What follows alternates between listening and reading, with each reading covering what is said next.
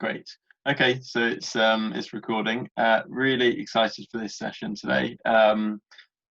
We've got Madhuri for this 100 Days of No Code Expert AMA, and she should talk about herself and give a longer introduction to herself, but comes with lots of design expertise that we're really looking forward to hearing more about.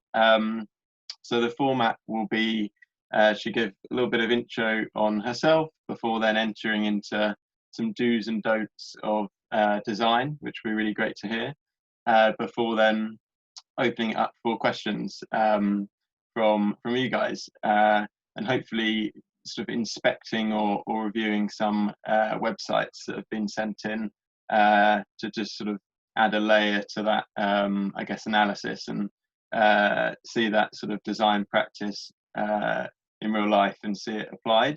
So really quick overview of what the format is for today, and without further ado, I guess I'll pass over to Madhuri to introduce herself. Thank you, Max. Thank you so much for having me here, first of all. And to get started, can I get share screen permissions so I can share my screen? Yes, that would be useful. Okay. Cool. I've just made you co-host, so you should be able to now. Yeah, sure. One sec. Just share my desktop. Can you see my screen? Yeah. Awesome. Yeah, all good. Yeah. All right. I'm Madhuri. I'm a co-founder at Experian, and I'm a maker who builds products, using no code. The reason is I am not a technical person at all, and I don't even know the H of HTML. I am a complete non-technical person. And that's when I started building out products using no code, I decided that, yes, it's time to actually bring my expertise of knowledge into design and all of this into no code, because it made a lot of sense. And it would help a lot of people, because design would enable you to move quickly compared to just using no code tool aspects alone. But also a fun fact about me, I am a GIF expert. I call myself a GIF expert, and I would brand myself that way. Going further, this was actually my trajectory. I started as an illustrator who actually drew pretty pictures for a living.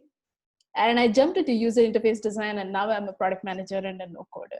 I've spent quite a bit of time in this process. And I have had the fortunate, time to work with a lot of clientele, Fortune 50 to local and, big brands here in India as well. Here's how my dashboard would look like if you actually put it out and say that, okay, this is how much of work that I had done, and this is how much of the no-code projects that I have built.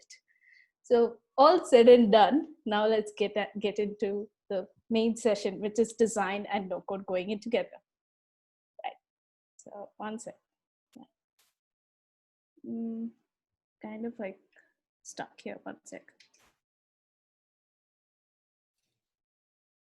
Right. So no-code and design. Yeah. And I am so happy to be here, Max. Thank you so much again.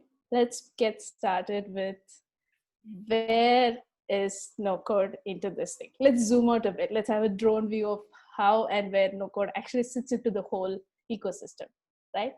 And if you see that we are currently in this context, we are viewing it like, okay, this is our universe. This is our no code universe, right? And when we actually zoom out a bit, no code actually sits in a bigger context called the product. Product actually tells you, okay, this is where we exist, and we can build our products a certain way. So that's where we use no code to make MVPs, make quick iterations, and enable a lot of product makers move quickly with their ideas. Product sits in a bigger context called business, because business helps us understand, okay, can we make this viable? Like, can we make money out of it? Can we actually understand our customers better? Can we execute our idea better, faster, easier, right? And this is the direction in which no-code, product, and business sits in. So moving on, the business and the customer start talking to each other.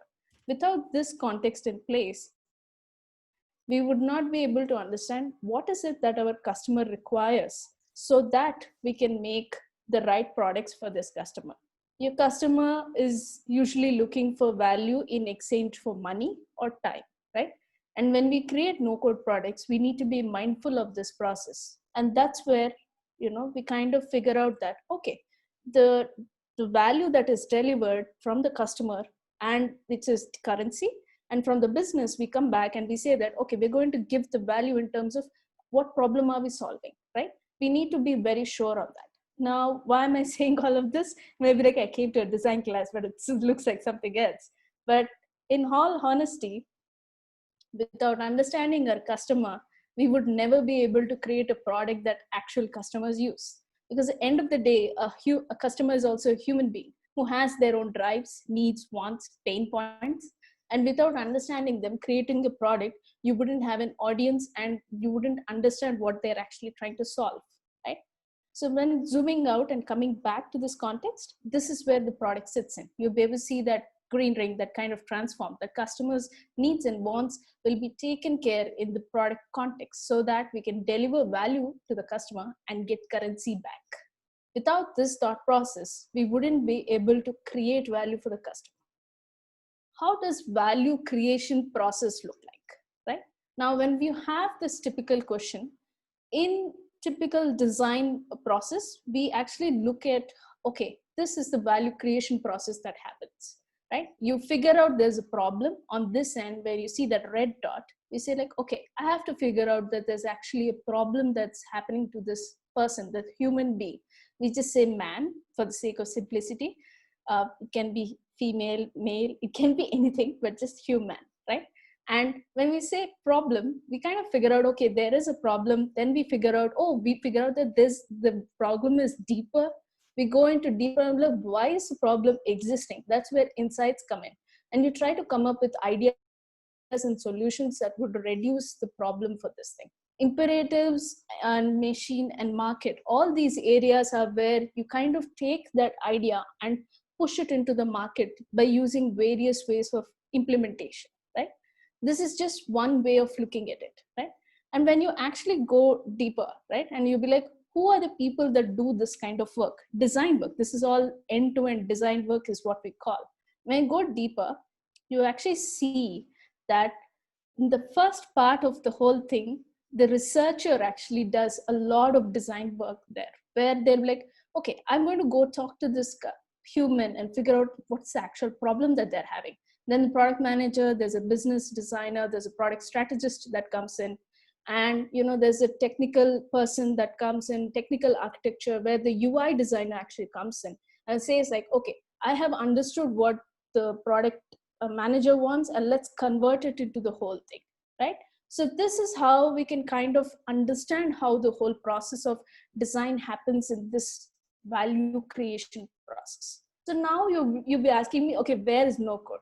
How does it matter? I understood all this. Now tell me, where is no code, right? When we actually look at that, you will see that in this value creation process, from the problem to the market, no code kind of reduces the time from problem to market, right? You kind of like the cycle of iteration keeps coming down.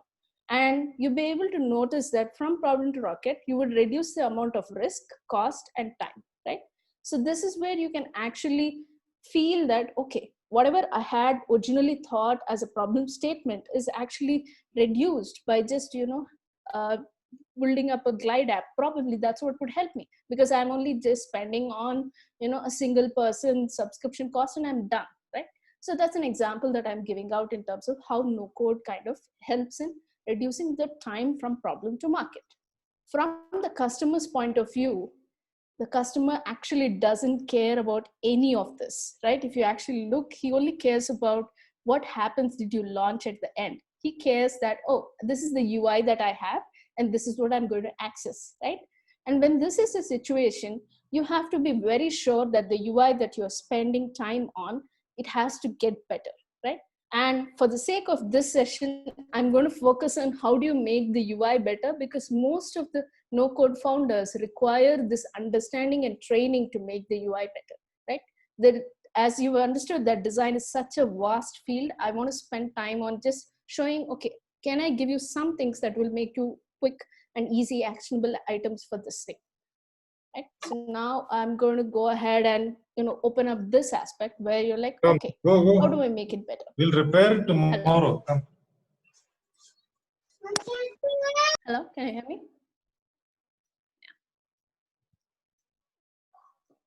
So this is the visibility. One of the first principles that we use in design, especially we call this heuristics. This has been taken from Jacob and Nielsen's heuristic principles. These are very common principles that we use in design to ensure that there is a system thinking throughout the whole process. You can Google them, and I will send you a list of links that Max can put in this video as well, right? We're saying that the user should be informed, right? Now, for example, when I say user should be informed, let me take this example that's come here. We should actually tell them what happens at every instance. Like, for example, if there's an error, please let them know that an error is there. Okay, you have deleted it. Oh, there's no internet connectivity. Oh, there's an issue with one of the files that you couldn't upload to the cloud. These are the aspects that you should convey to your customers, and these are designed ahead, and the system will be able to support it. Now, going to the next one. The match between the system and the real world sounds very technical, but in turn, what they basically wanted to say was it should be familiar to the user that's using this thing. You cannot use a technical language because you're used to it. For example, you cannot say a 404. Like, I know 404 is very fun. We have a lot of 404 pages that are quite fun in the community, but a typical user wouldn't understand what is a 404. It's much easier to tell them that there's something wrong with our system. Let me, go back to this thing. So this is one of those good design tips that are out there. I'll share this link as well, and please access them whenever you can, because this really helps you to, make your system much more easier.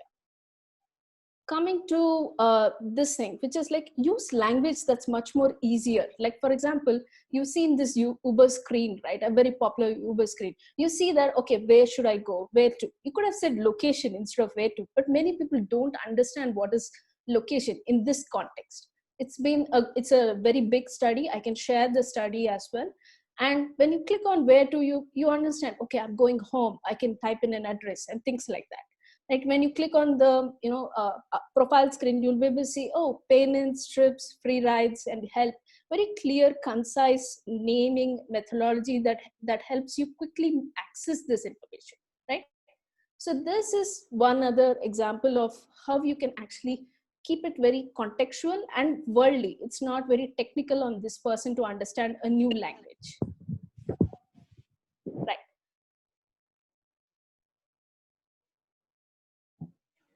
Hello, there's a lag. Can you hear me? Yeah, you're all good. Okay, all right. So this is about workflows. You might have used a lot of workflows. We took a very common example of Uber workflow of a booking thing, where you kind of like understand that, hey, you will be able to book a ride, and if you have not made a payment, you have to go through the payment process or adding a card, right? And this is something that we kind of have to build out in the whole design process. Otherwise, your typical user will be wondering, okay, what should I do at the end of it, right? So this workflow should be done from point A to point B, and workflow should be thought through for every product that is done. I'm not sure if I'm being heard. Sorry, it's lagging here. Yeah, you're all good from my end. Yeah. Okay, all right. Yeah.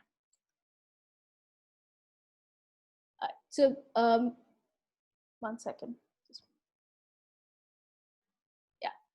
So then, we kind of like show that, okay, these are the number of steps that kind of go through the whole workflow. And you kind of have this, okay, it takes 13 steps for this person to accomplish and add a card into this thing. This end-to-end thinking of a workflow should be thought through when you're actually preparing a no-code application. And this would really help in improving the aspect of your no-code app, because a lot of no-code apps think about, okay, this is all I want to offer the customer, but this is something that you can improve it by finishing an end-to-end whole thing and come back to the starting point. If you actually see, you started at the payment page in the first screen, right? Here you can actually see it. Okay, sorry, it just went ahead. Yeah. Sorry. Yeah, I'm going to go ahead. It's something wrong with my keynote here. Yeah. In this is all about, understanding, okay, if a user is trying to, make a transaction happen, right? And there's something happening, he wants to quickly exit through the whole thing. We're going to ensure that a user is given enough understanding of, okay, how can I quickly exit this screen? Like, for example, we're going to show this one example where you can see that, okay, this person was trying to add money into the Uber app, and this context says that, okay, I'm not able to add money in and something went wrong, right? So you kind of like give that option of closing and exiting this whole thing. You cannot leave them hanging in there. So this is a principle that is followed to ensure that, okay, how do you actually move from an error to closing it and taking them back to a safe space, or a situation where you want them to exit a shopping cart flow, something like that. And this is another example where you give a lot of every possible error. So we sit and write in design a lot of errors and scenarios that are put down, and we actually show them how they come out in the UI. All these aspects are kind of covered ahead, so and planned ahead and shown how it appears in the UI, so that it works out in many contexts. Moving on to the next one, your users should not have to wonder, what happens in different platforms. There needs to be consistency on different things. For example, let's take the YouTube app, right? You know that you could actually navigate on the top and see, hey, I can navigate from playlists to channels to everything in one place. There is no multiple places of, figuring out where can I do what. If you actually see, a lot of things are standardized for us thanks to Android and iOS, which you can use out of the box from a lot of things. You can download them and use tools like Figma to help you get started with consistent design elements throughout your application. This would help reduce a lot of communication in terms of, hey, I'm a user who's kind of new to this application. I don't have to spend a lot more time. They would have been used to Android or iOS, and it is much easier to get started. Now, a lot of people say that, hey, I want to kind of like give a message whenever there is an error or something like that. You can reduce that by even saying, we're not even allowing the problem to occur at the first part.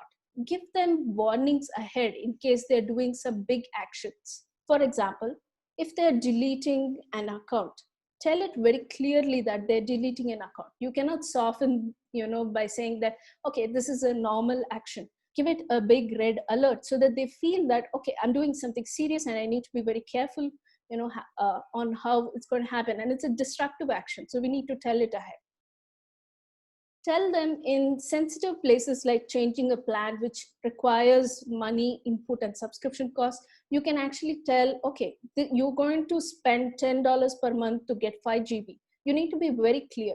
In the left side thing, you can actually see that it's just a simple radio button, and it doesn't really help, because you're going to spend a lot more time in kind of like figuring out what's the information there, and you kind of deciphering it. Make it easy for them to consume that information, and make they know what exactly they're selecting.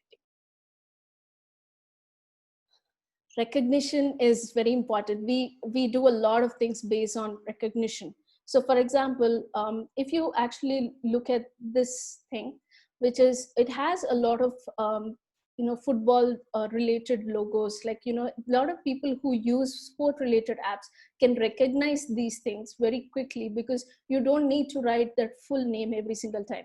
Just saying CLE or MIL would be very quicker compared to having the full thing every single time.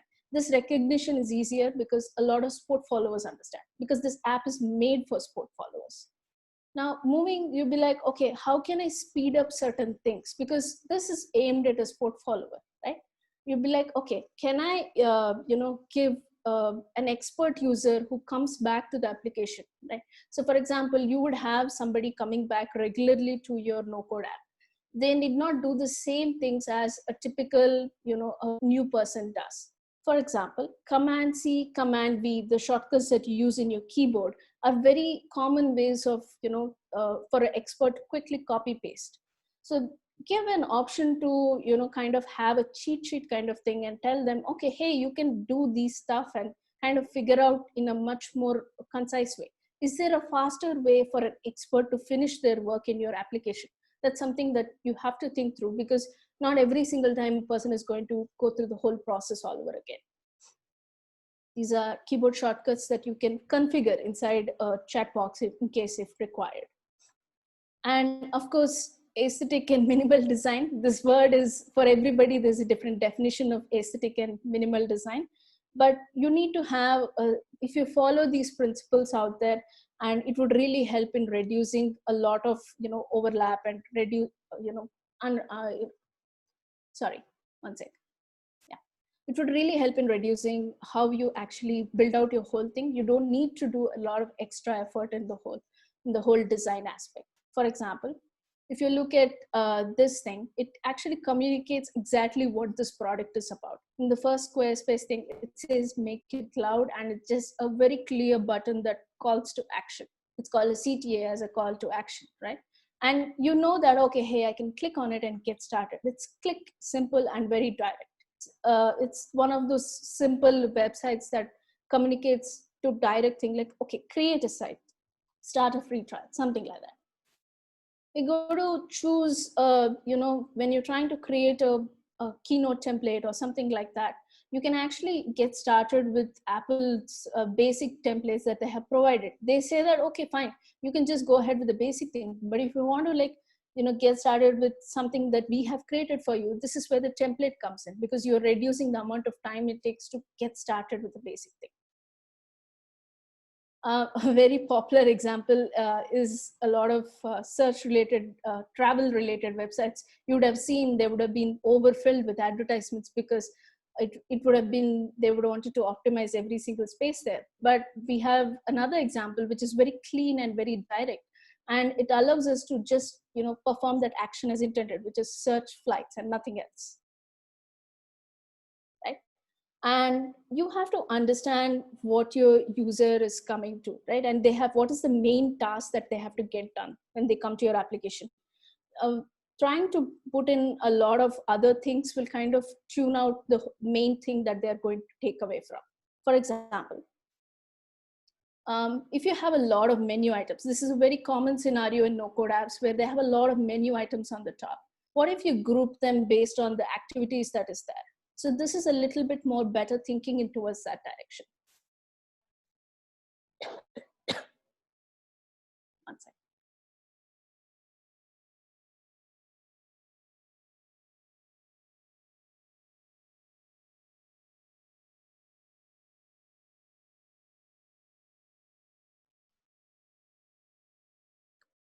Hi, sorry.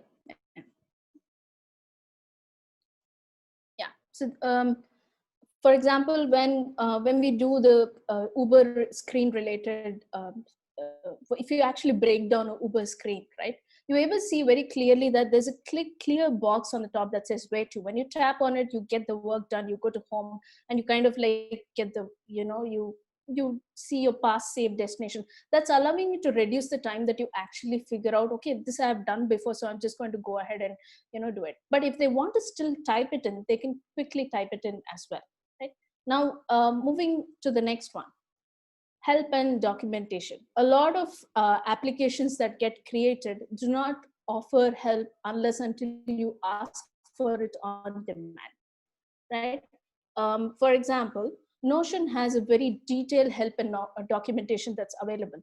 Good apps offer good help and documentation and less time on chat related resources. So if you spend time explaining about your application ahead, it will reduce the time that you spend on this. So in the end of the day, the better understanding of the customer and the product will kind of ensure the better value on both sides. So I've taken, I'll take some 2 minutes and explain how we can quickly, through visual design, we can improve something. So I'm going to go through an example application of all these concepts using this thing. For example, we have these basic set of information, right? Somebody wants to explain that market validation for couchsurfing is around these many users, and from Craigslist that these many users are temporary housing listings are available.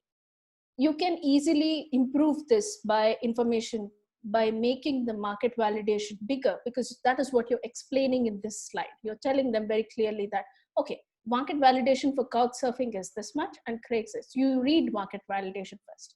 So in this slide, if you actually notice, you're reading market validation first. But in fact, you actually want them to read Couchsurfing and Craigslist related information next. By playing with the type and what makes it bigger, what makes it smaller, you can convey exactly what is required. Now, if you're like, okay, I don't even want to convey anything related to Couchsurfing or Craigslist, you need to just highlight the users from each of those websites. You can improve by just increasing the size of the whole thing and saying, okay, these are the number of users that's going to happen in Couchsurfing and Craigslist. Now, going further, you can kind of like improve this by putting this. So I'm going here. Because these are two different items, they are not going to be the same item that's, we're talking about, because you're talking in versus with each other, right? Couchsurfing has 670 and Craigslist has 17,000. So you put them side by side, immediately you'll be comparing the market validation data from both of them separately. Now let's take it further and say, let's talk about these two in just numbers alone. You can break it down and say, okay, hey, Couchsurfing and the number of total users are combined. So that way you're like, okay, hey, I can see the amount of information in a much more clear way, saying that for Couchsurfing, the number of users are this much. For Craigslist, the temporary housing listings are this much. This kind of gives you a very good idea of how to, what is this information out there. And then you can further kind of just move them aside to kind of give the right information that is only focus on the numbers that are out there. And you can kind of increase the size and set the whole thing saying, hey, if I'm doing the whole thing related to the users and the temporary housing listings, you use this information to kind of get the whole focus on the numbers. Now going further, you can change the typeface and you can see if it's working for you. If it's not, and if you feel it's okay, you can add in certain color and you focus on those two numbers, which is add the color, and it just, that's the first thing that you will see when you open this slide, right?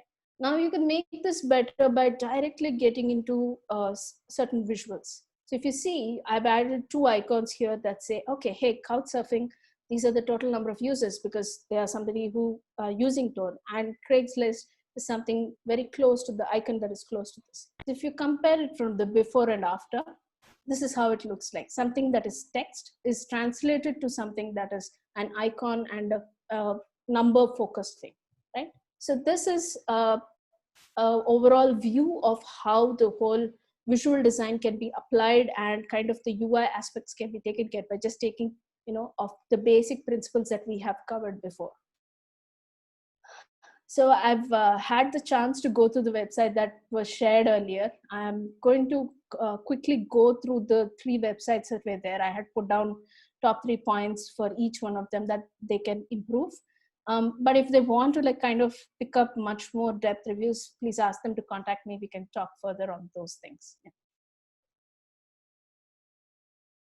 This was one of the first websites that was shared with me, and I did go through this thing. So top 3 points for this website were, first thing first, let me just look up one second notes.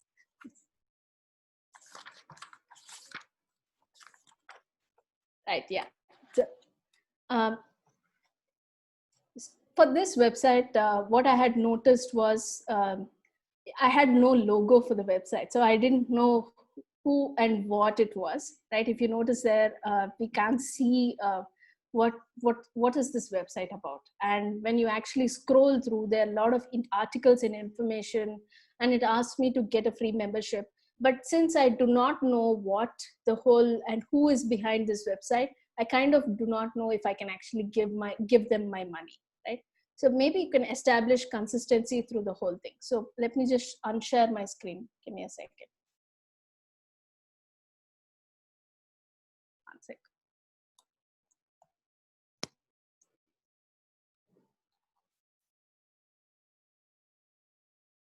Sorry.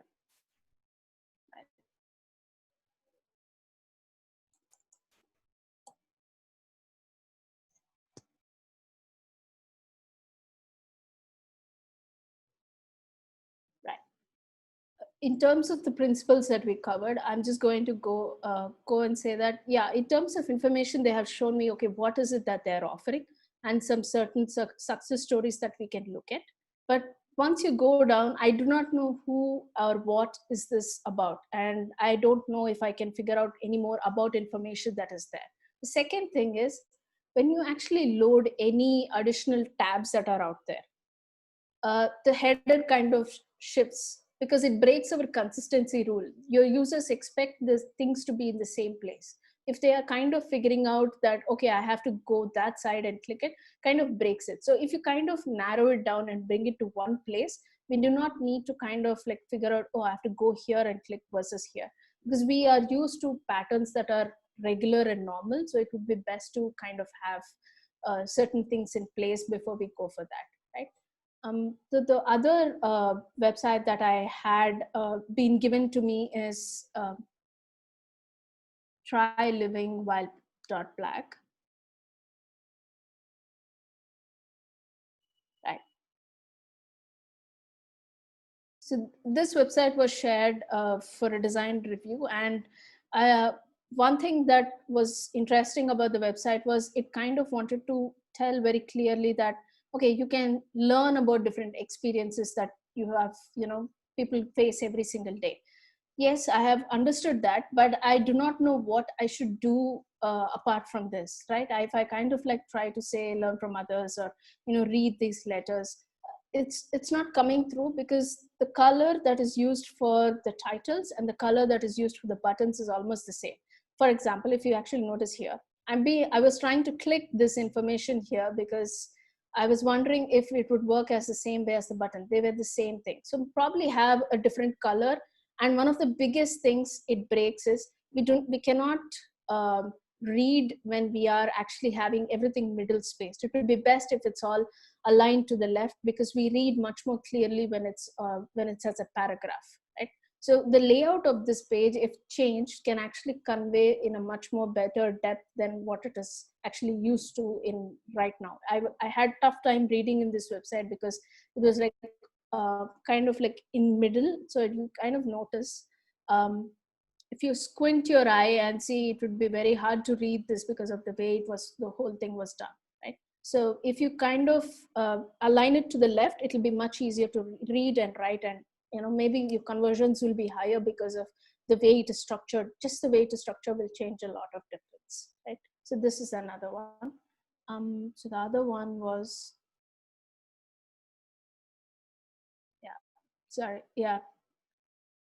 cheatcoders.info.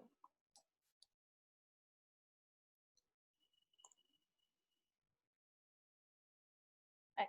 So this was the other website that was shared with me as well.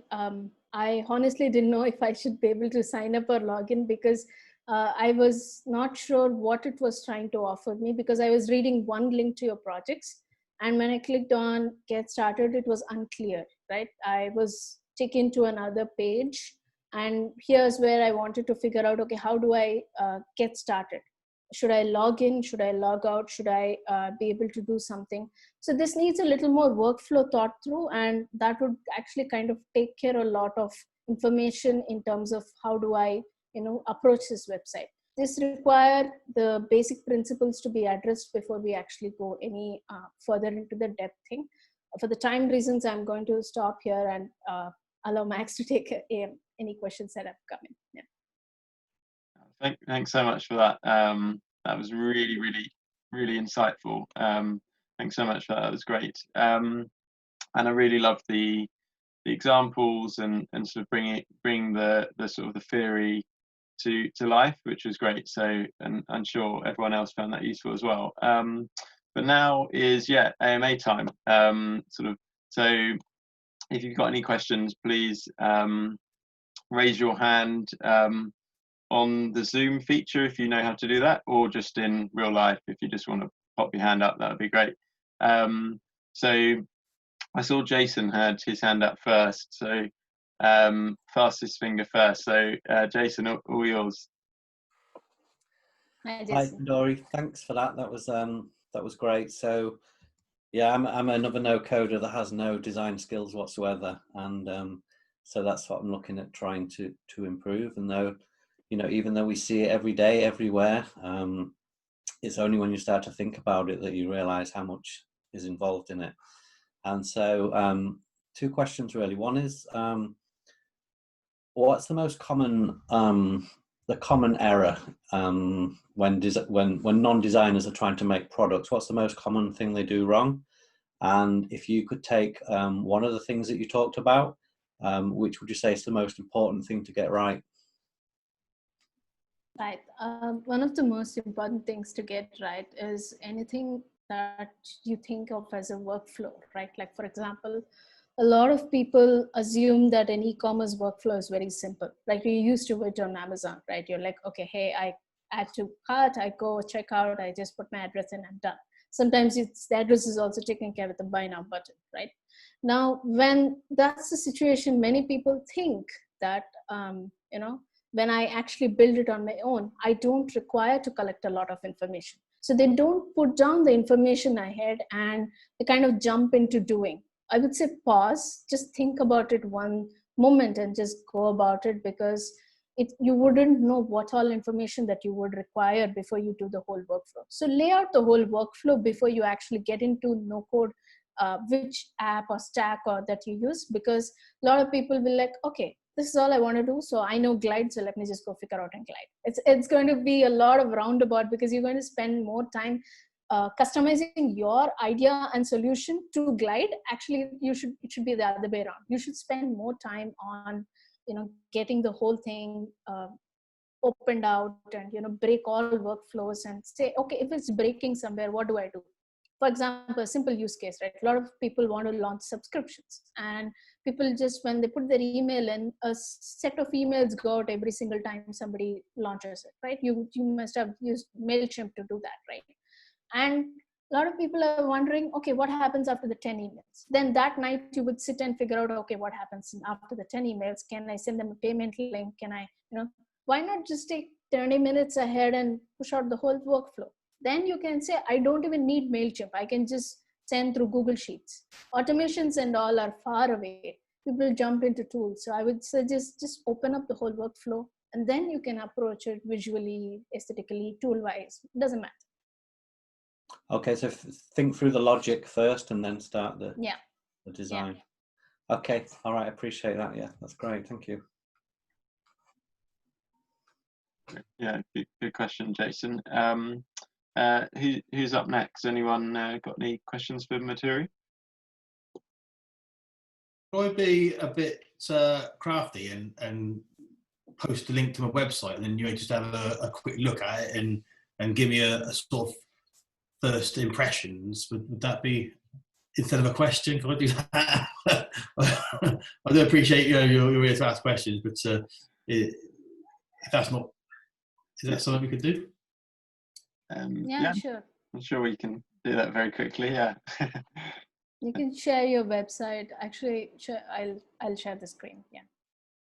Thank you. Yeah, I'll just put it in the chat there. Thank you very much. Yep, got it. This is yours, right? That's it. Thank you. All right. So let's just take a moment to go through it. Is that okay? Yeah.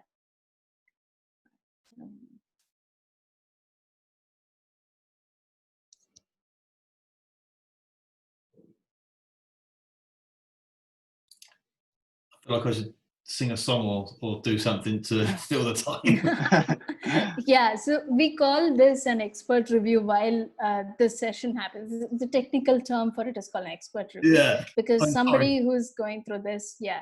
So I can read out loud, but it'll be unfiltered, and I hope that's okay, right? Absolutely. Yeah, I'm sorry I put you on the spot, but yeah, yeah. Anything, just your first impressions would be gratefully received. Thank you. Awesome. So unfiltered, so if something's wrong, we can take it offline as well, but I'm just going to go for it 2 minutes, right? Measured Work is a software for house building trades. Great, it's just direct, and you have a very clear logo and a register, login, and Twitter. It's here, and typical patterns for creating an account is usually Twitter is not given so much prominence unless until you want people to go to Twitter and follow you there. So this is actually considered a very, as they call in the UI world, precious real estate, right? UI real estate. So use this for the most actionable items, because in terms of how you see, right, how your eye sees, you actually go from here to here. You see in a zigzag pattern. And that's why when you notice most common websites go in a zigzag pattern and be like, okay, register yourself here or here, right? So these are the things that you could follow to quickly get effort. So if you're like, okay, hey, I want to register, have that as button as sitting on top here. It's much easier than having these things here, and have a login as a small login. That's good enough, right? And core features are, you kind of like explain typical page elements, plot page breakdown. You've given us some page layout. It works, but because I am not the customer for this, I do not understand much of it. How would this work for somebody who is not your customer is something that you would have to think through, because I'm trying to understand what is it that you're trying to sell me. Are you trying to sell me a Glide app, or are you trying to sell me a PWA app? Are you trying to sell me something that is related to house building trades, right? And that is a clarity that I'm not able to get. And if that is taken care of, most of it is taken care of. That would be my first level of overview with this thing. Much more depth, we can definitely talk offline. That's perfect. Just your initial response is valuable, because you aren't well, I take it you're not, you don't build houses, but you're not a target for the website. So I appreciate that, and you know, it's going to be something to think about. I will try and be a bit more emphatic and clear about what it is. But yeah, sorry to put you on the spot, and thank you for your talk as well. I appreciate it. Thank you very much. Thank you. Thank you so much.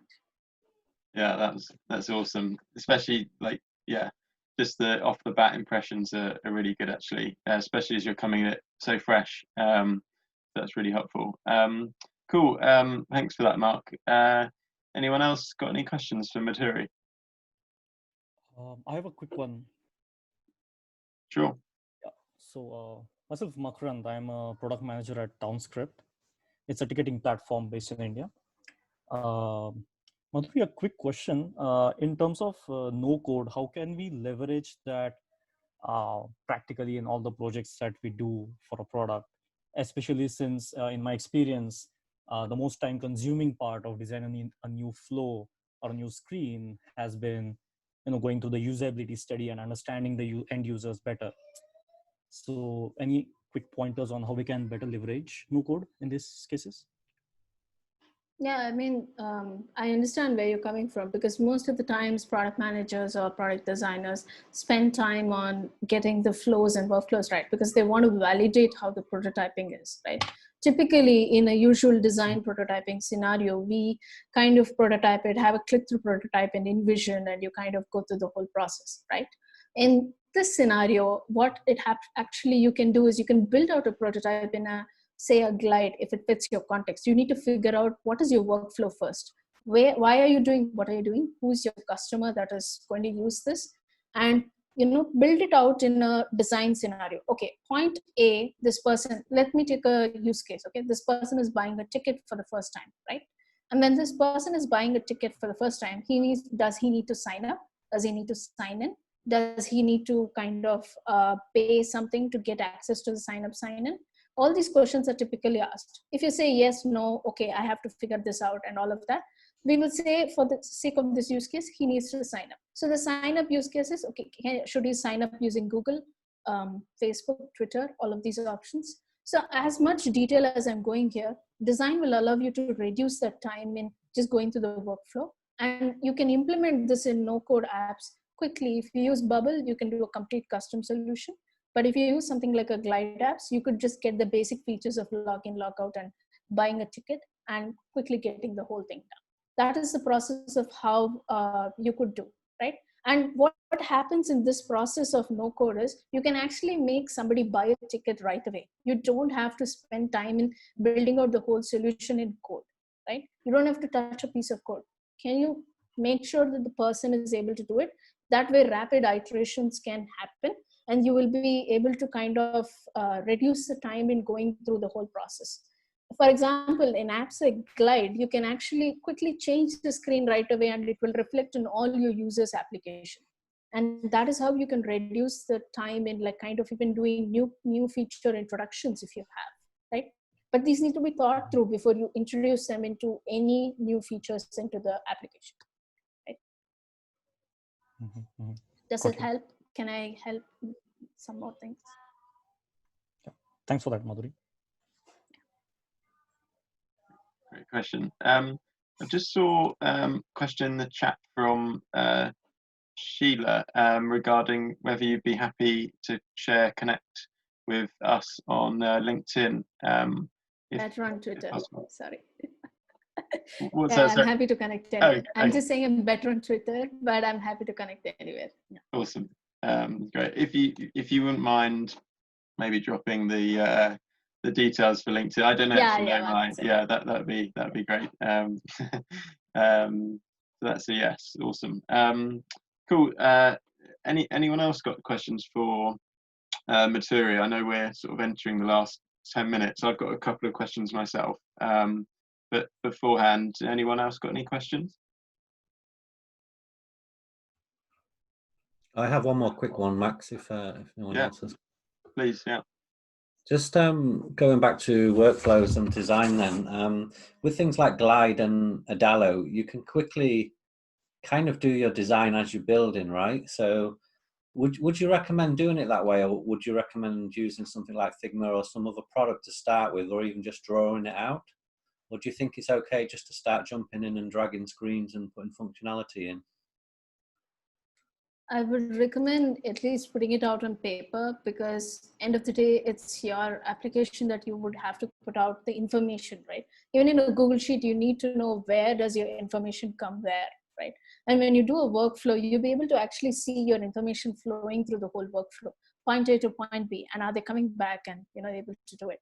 So Glide will help you move very quickly because it has standardized the patterns and helped you kind of figure out, okay, this is a radio button, this is a date picker. It's much easier, but doesn't mean that it's so easy to just put it and move it. You will spend a lot more time doing, and you'll be like, you'll slow down because of this process, right? And that limitation is kind of limiting you from actually moving much more quickly. So I would suggest just put it on paper. Information is like, okay, hey, my user profile must have this information. Instead of creating a user profile in a Google Sheet and then wondering, will Glide allow me to do this information, right? So that is something that I would do definitely. Recently, I had an example where somebody asked me, can I collect, so in India, we have a concept called UPI. I don't know if you're aware, right? UPI is something that I don't even need to use a debit card or this thing. It's peer-to-peer direct. I can directly use it. Glide does not support UPI. And it's a big problem in India because we don't use debit cards or credit cards. And it's so low consumption of debit cards and credit cards. So we're like, okay, how do I figure out this UPI capability in Glide? And luckily, Indian no-coders are coming up with solutions that are working with Glide and a local payment gateway, right? And that is how you think outside the box. Okay, hey, my use case is UPI, so how do I do it, right? I could go with Stripe, it's much easier, but Stripe doesn't support UPI, it doesn't work. So that's how we think ahead and kind of then see, okay, this is limiting me, but can I work around it? That's something that you can figure out. Okay, thank you. Yeah. Great, thanks, Jason. Anyone else for questions? Otherwise, I'll fire away. Yes, please. Yeah. Cool. Okay. So one thing I'd be really interested in is just out of interest, whether you've got any particular brands that you look at as like your sort of go-to inspiration for leading the way for design. Now, I'm assuming probably Apple and Notion are sort of up there, but it'd be great if you could maybe share like your top 3 that you sort of look at, or top 5 or whatever that you look at as like the basis for your work or inspiration for it. Yeah, I mean, they change seasonally and they kind of like cycle. But my recent favorites have been definitely Notion. Notion does a fantastic job. And the other recent favorite that I have been really liking in terms of design is what's that? It's just on the tip of my tongue, but I forgot. But let me tell you that it was one of the very good ones out there.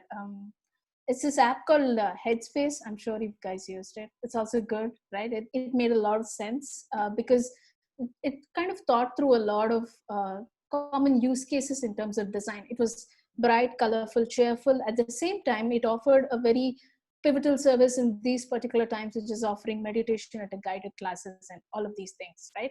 The other app that I've been liking a lot is Shortcuts by Apple, right?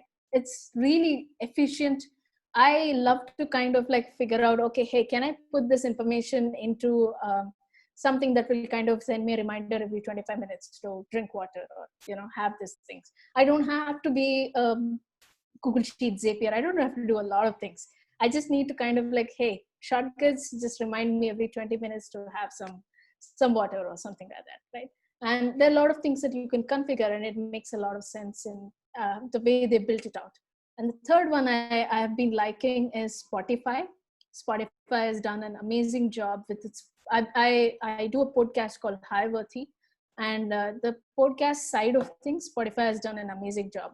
I've been using Castro and all of them, but recently I started liking Spotify with the way they have been unifying the whole system. So kind of the behind the scenes part of things, but it's still, it sticks very well with me.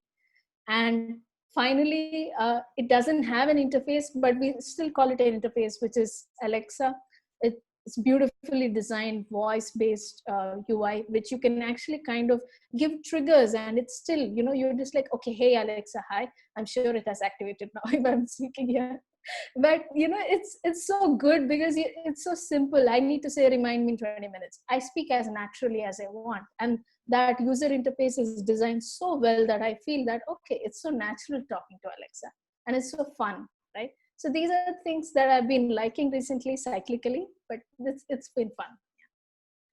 Yeah, that's good short list there. Thanks for that. And just a question, I guess, for people like myself who are new to this stuff and have learned a lot today. Where can we go from here to learn even more about this stuff as sort of amateurs or beginners in this world of design? What resources would you recommend reading, listening, watching to move forward with this stuff so we can infuse it into our no-code projects? Yeah. Just get started with the basics of design. There are a lot of books out there, but we're not reading so many books anymore. So to be direct, it's best to kind of like figure out some resources like, there are some good tutorials around how do you construct a basic UI. That's something that I can definitely send it across. Refactoring UI has some great basic UI principles addressed as tips, which I really liked. Sparkling UI tips and UX tips is also something that I can send across.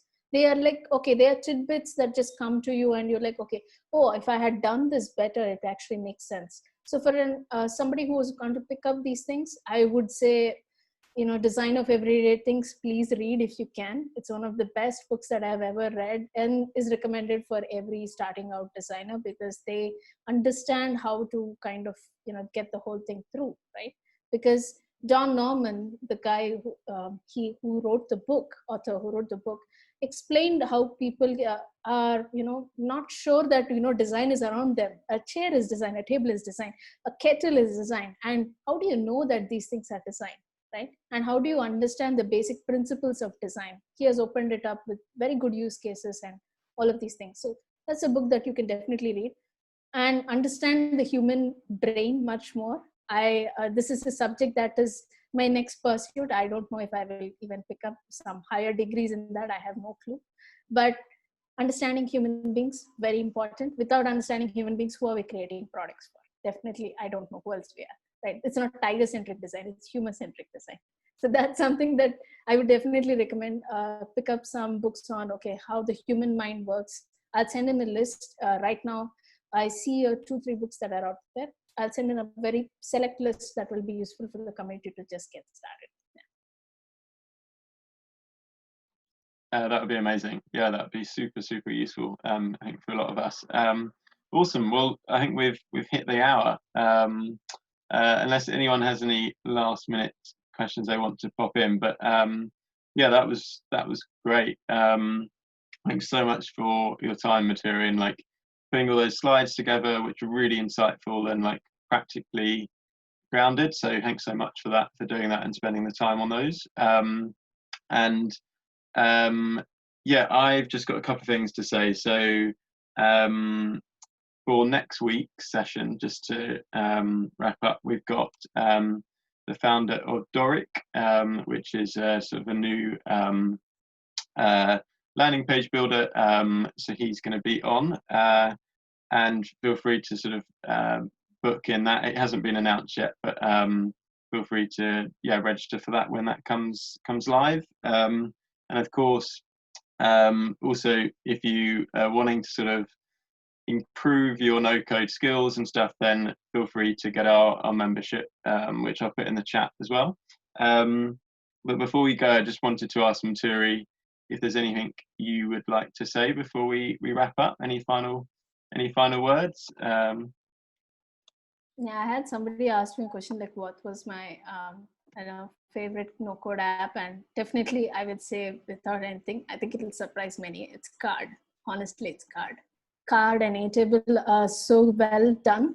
My design friends would disagree with me that's not well designed. I agree with that part, but in terms of speed to execution, it's amazing, and that's definitely one of my favorite things. And I do have an upcoming session on getting into no-code. This is for no-code newbies, not for everybody into this thing. But we are training people in how to get into design, product, and no-code, just getting started part, like how do you think holistically. And that's called the Jumpstart session, and I will announce the date soon, and I'll let you guys know as well. Good stuff.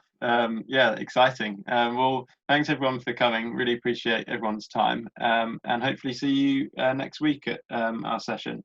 And feel free to get in touch with 100 Days of No Code or me or anyone in the community, and we'll be sure to sort of get back to you and help you out. But yeah, I'll wrap that up there. Thanks so much, guys, for coming. And Thank you. Yeah, have a good rest of your weeks. Thank you, everyone. Bye. Thanks, everybody. Bye. Goodbye. Bye.